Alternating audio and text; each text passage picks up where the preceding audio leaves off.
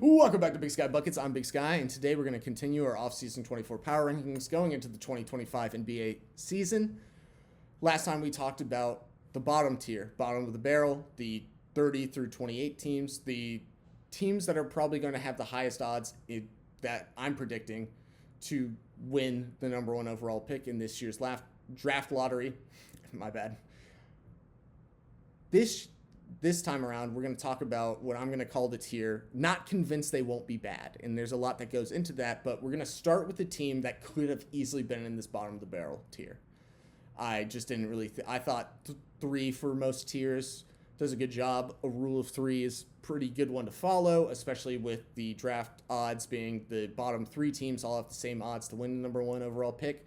And that's kind of why I wanted to go about it. But if you truly believe, which I don't necessarily, that the 3 worst teams in the entire NBA this year are all going to come from the East, this is a good pick to switch with the Portland Trailblazers.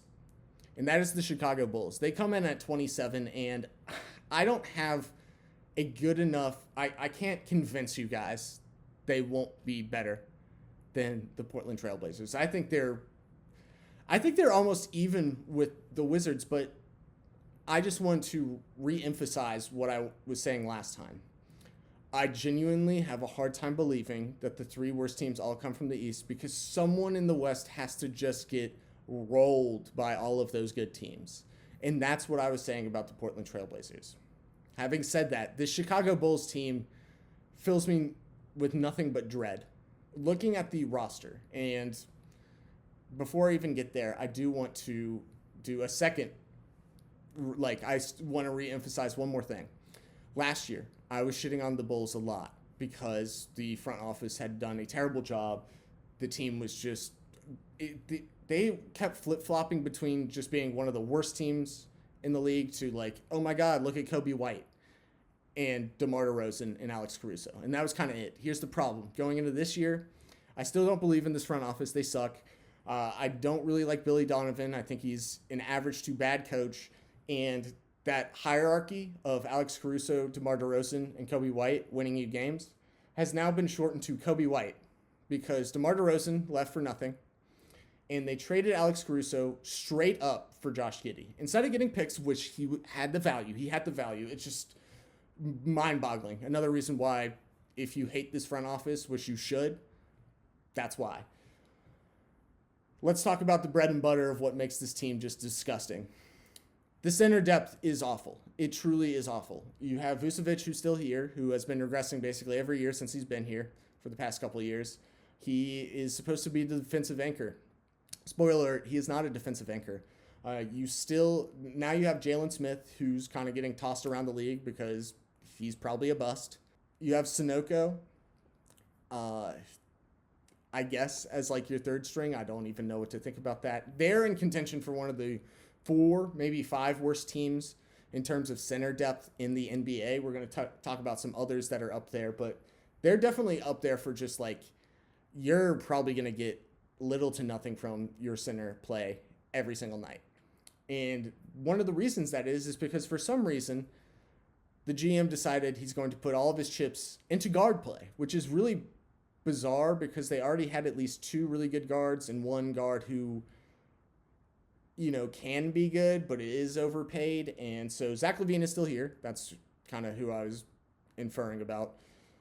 Kobe White, who's actually good and has a great contract. Aya Dosunmu, who is taking steps in the right direction. And I'm guessing the idea is he can replace Alex Caruso's productivity, but I don't think he's on that level yet. But, he could be developed. Fine, let's play the optimistic role.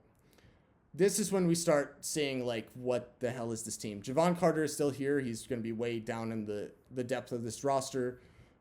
Lonzo Ball is apparently going to play this year, which I have little to no expectations for, to be honest.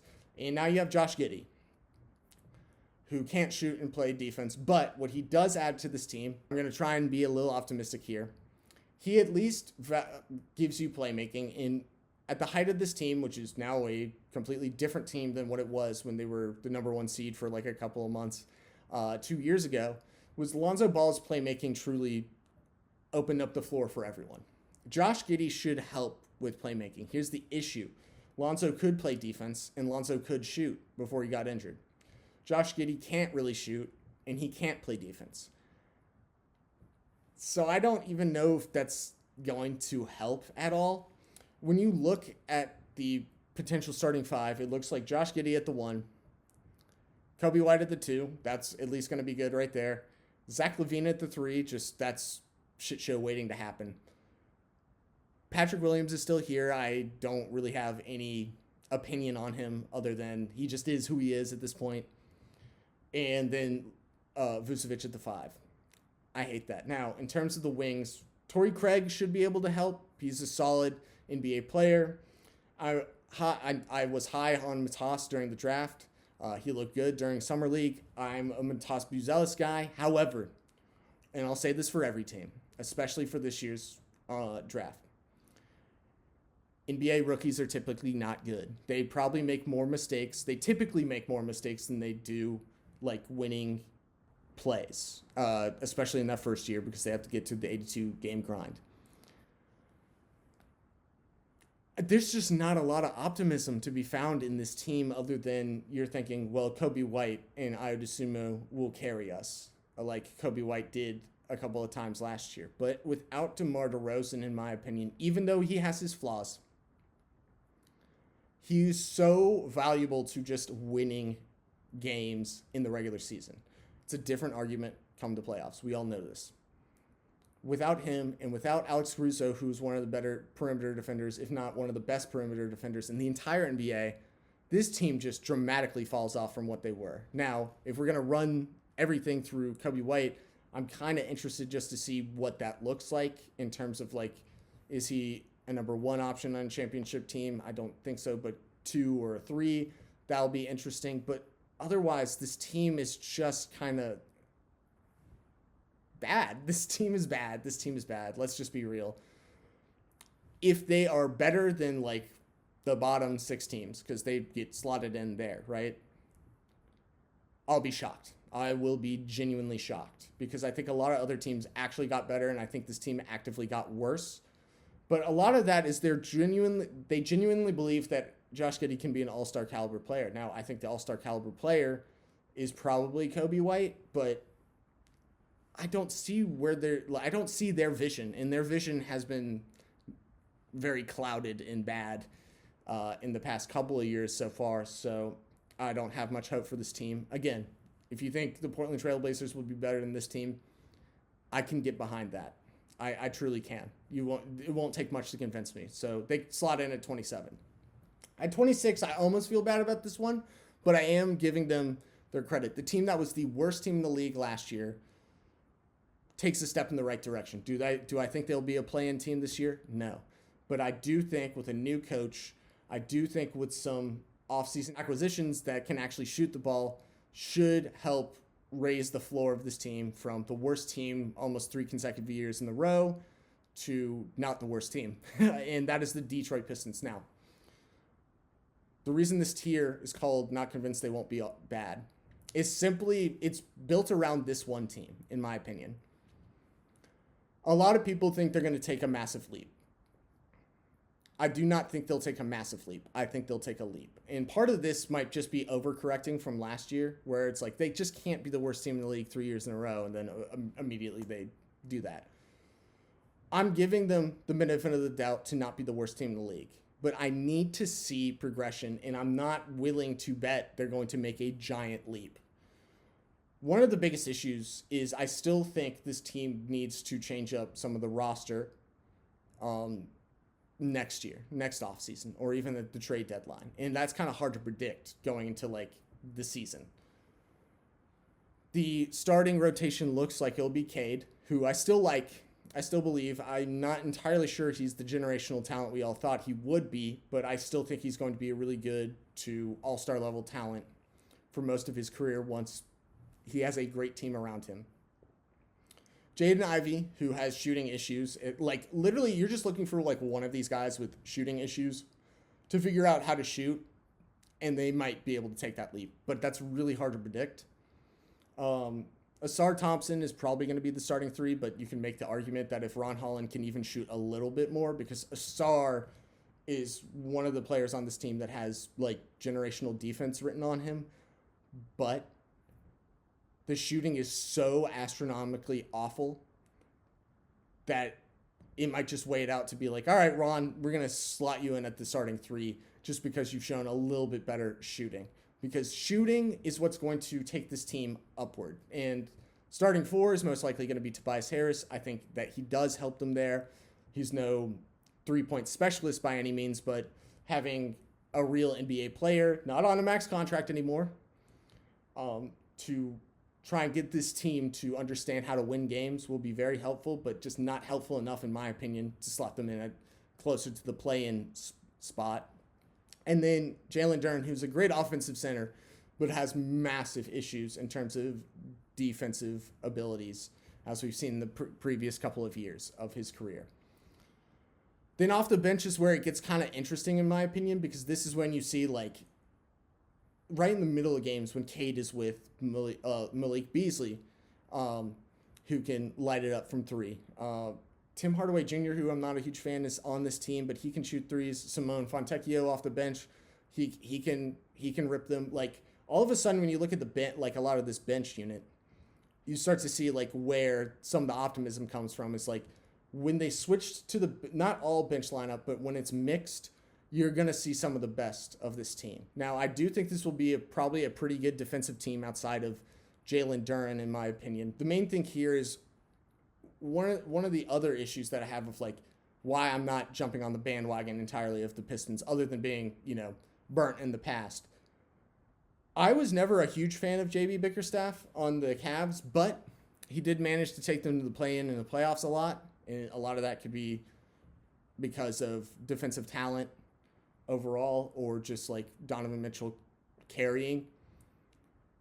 This is the year where I finally get to have a real consensus about JB Bickerstaff. And so that's kind of why I have them in this range. I genuinely believe that they can take a bigger leap than this, but I'm kind of playing it safe. Sorry to say, there are other teams I'm not going to play it safe. I'm going to have some hotter takes, but this one is where it's like, it's not about the Cade leap. It's about a couple of leaps outside of Cade, because once there's real shooting around him, you'll notice, because I've seen it already, like Cade is a really good player, but he needs three-point shooting around him, and I need to see that from some of these guys, and that's really hard to predict going into this NBA season, which is why I have them at 26. And at 25, this will be kind of a hot take. The team that has won 30 or more games in the past couple of years, since new head coach Will Hardy is taking over on a brand new Utah Jazz team. Yeah, I have the Jazz here. So you might be wondering, how does the team that typically wins 30 games or a little bit more find their way to bottom six in the league? That's a great question. I think the rest of the West got better in some way, shape, or form. That could just be the talent that already exists on these teams. We're going to talk, there's like a certain section of the West teams that inevitably have to round out the back half of the lottery.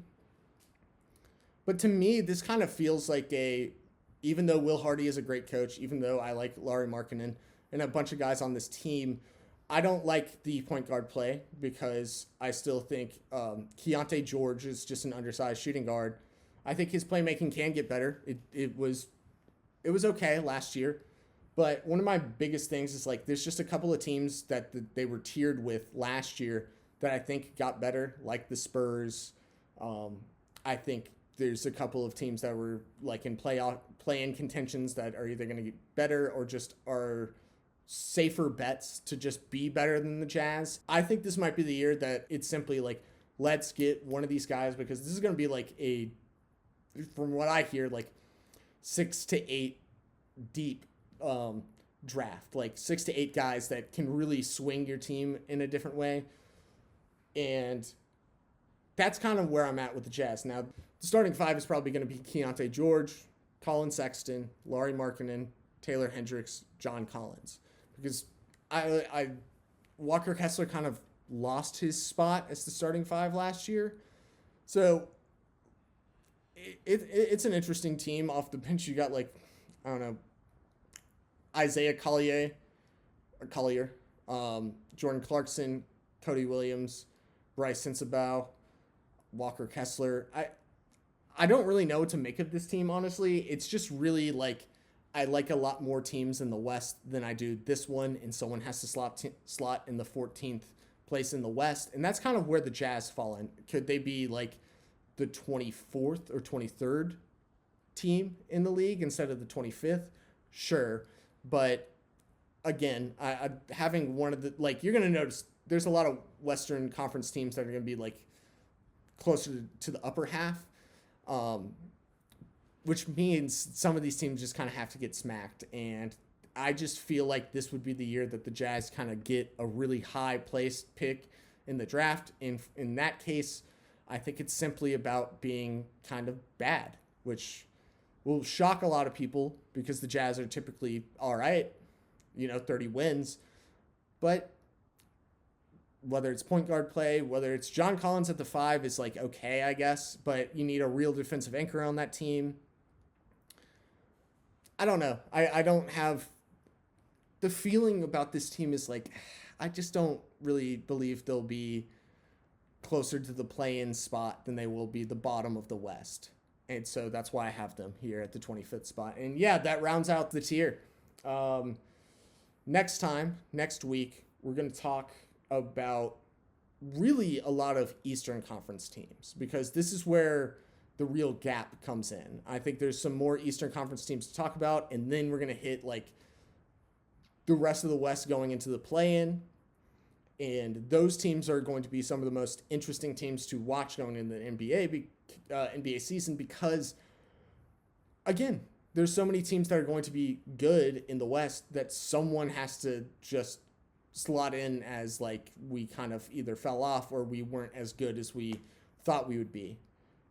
But a lot of Eastern Conference teams are going to be bad this year, or bad to average, opposed to average to good, which I think you'll see a lot of those Western Conference teams being. But yeah, thank you guys so much for watching, listening. Subscribe, like, comment. You know the drill. I'd really appreciate it, and I'll see you next week. Peace.